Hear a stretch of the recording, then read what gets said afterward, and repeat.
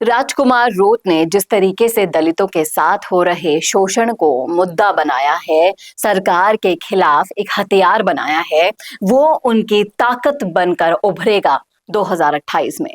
जी हाँ, सही सुन रहे हैं आप। मैं ऐसा किस लिए कह रही हूँ, क्यों कह रही हूँ और ये किस तरीके से सार्थक सिद्ध होगा, ये सारी चीजें मैं आपको बताने वाली हूँ इस वीडियो में, इसलिए बने रहेगा आखिर तक हमारे साथ। नमस्कार, मैं हूँ चेतना शर्मा। आप देखना शुरू कर चुके हैं संवाद भारत का, भारत के लिए। तो मुद्दे की बात में मैं आपसे आज चर्चा करने के लिए विषय लाई हूं कि राजकुमार रोत जिस तरीके से दलितों के साथ खड़े हैं, उसको देखकर लगता है कि ये साथ उनके लिए हथियार बन जाएगा 2028 में। क्योंकि जिस तरीके से वो आदिवासियों के लिए, दलितों के लिए काम कर रहे हैं ना, वो काबिले तारीफ है। एक स्क्रीनशॉट के जरिए मैं दिखाना चाहूंगी आपको।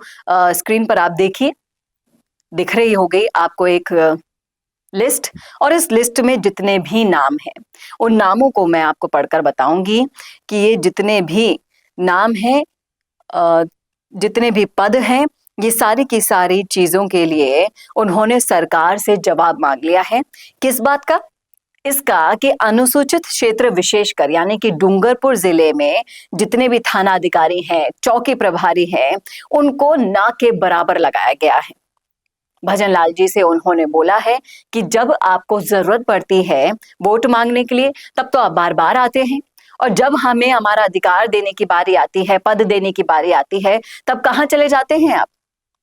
दलितों को इस्तेमाल करना बंद कीजिए, वोट बैंक की तरह यूज करना बंद कीजिए। उनका साफ साफ कहना है, उन्होंने सीधे सवाल दागा है कि भजनलाल जी को एसटी एससी वर्ग के वोट तो चाहिए, लेकिन इन वर्ग के कोई अधिकारी नहीं चाहिए। इस लिस्ट में जितने भी नाम हैं, उन नामों का इन्होंने पूरा का पूरा आंकलन करते हुए इनको तुरंत प्रभाव से जारी करने के आदेश के लिए जवाब भी मांगा है हमारे सीएम भजनलाल जी से।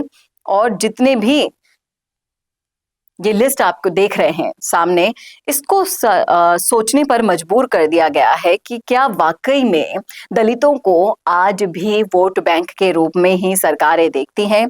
क्योंकि लोगों का भी यही कहना है कि ये तो सुहाने सच है, बड़ी बड़ी सभाएं करेंगे, बड़े बड़े दौरे करेंगे, दिनों दिनों के दौरे करते हैं, वादे करते हैं, लेकिन जब वादे निभाने की बारी आती है तब भूल जाते हैं। ऐसे ही अलग राजकुमार रोत के साथ साथ चंद्रशेखर आजाद भी अपना रहे हैं। लगातार दलितों के साथ हो रहे शोषण और शोषित व्यवहार को तुरंत टारगेट कर देते हैं वो, और सरकारों को आईना दिखा देते हैं कि हो गया इस्तेमाल हमारा, फिर आप इस्तेमाल पे इस्तेमाल करते जाइए वोट बैंक का हमारे। और जब हमारे को पोस्ट देने की बारी आती है, हमारे लिए कोई विकास की बारी आती है, जब भी कुछ करने की बारी आती है, चाहे से वो शिक्षा हो, रोजगार हो, कुछ भी हो, उसके लिए हमें हमेशा पिछड़ा रखना है, पिछड़ा रखेंगे। क्यों ऐसे वादे और सुनहरे सपने दिखाकर जाते हैं आप? एक वोट बैंक की तरह यूज करना बंद कीजिए। और राजकुमार रोत, चंद्रशेखर आजाद जैसे जो नेता हैं, उन्हीं की वजह से जो जागरूकता आई है इस वोट बैंक में, वो भी बहुत ही सही दिशा में जा रही है। मुद्दे हैं, उठाने चाहिए, क्योंकि अगर ये लोग नहीं उठाएंगे तो कौन उठाएगा? सरकारें आती रहेंगी, कभी बीजेपी आएगी, कभी कांग्रेस आएगी, और आपका शोषण लगातार चलता जाएगा। आजादी को इतने बरस हो गए, आज भी ढाक के 3 पात विकास के हैं, दलितों के अधिकारों के हैं, तो अब तो जाकर जाग जाइए। ऐसे नेताओं का साथ दीजिए जिससे ये आप लोगों के लिए परिवर्तन ला सके। और राजकुमार रोत बहुत ही तेजी से समझ गए हैं कि राजस्थान की राजनीति में किस तरीके से आगे बढ़ना है। पिछले समय में, इतने कम समय में, 2 साल के समय में तीसरे मोर्चे के रूप में स्थापित कर दिया उन्होंने अपनी पार्टी को। जयपुर में अपना ऑफिस खोल लिया है, और इसके पीछे की जो रणनीतियां हैं, आदिवासियों के साथ, भील समाज के साथ, और इसके साथ साथ मीणा और दलितों के लिए वो जो काम कर रहे हैं, वो कहीं ना कहीं उनको इस सब चीजों के परिणाम 2028 में मिलेंगे।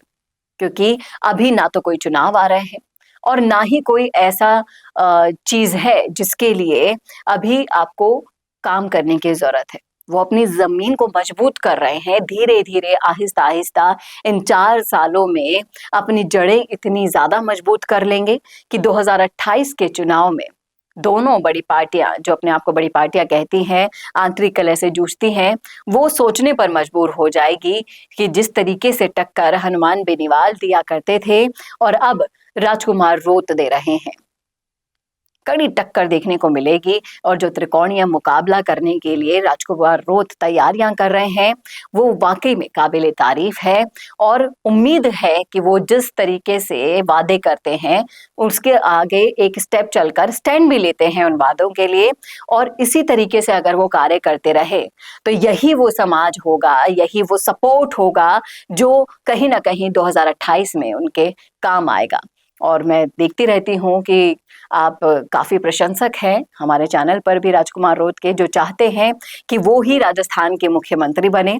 तो ये छोटे छोटे स्टेप उस दिशा में आगे बढ़ते जा रहे हैं, बशर्ते भविष्य के गर्भ में क्या छुपा है ये तो आप और हम नहीं जान सकते, लेकिन इतना जरूर जान गए हैं कि ये सब अब एक होकर राजकुमार रोत के साथ जुट जाएंगे तो दोनों ही पार्टियों की खाट खड़ी होने वाली है। आपकी क्या राय है, आपका क्या सोचना है, कमेंट करके बताइएगा कमेंट बॉक्स में। कैसा लगा वीडियो बताना ना भूलेगा, और ऐसे और वीडियोस के लिए देखते रहिए संवाद भारत का, भारत के लिए। नमस्कार। पॉडकास्ट सेटअप्स तो मिल रहे हैं लेकिन एंकर नहीं है। पॉडकास्ट सेटअप और एंकर मिल गया तो एडिटिंग नहीं है। पॉडकास्ट सेटअप भी मिल गया, एंकर भी मिल गया और एडिटिंग भी मिल गई, लेकिन उसे अपलोड करने के लिए अच्छी व्यूअरशिप वाला चैनल नहीं है। और अगर वो सब भी मिल गया तो पॉडकास्ट को अच्छे एसईओ के साथ अपलोड करने का डिजिटल सपोर्ट नहीं है। और अगर ये सारी चीजें एक साथ मिल रही हैं तो प्राइस बहुत ज्यादा हाई है।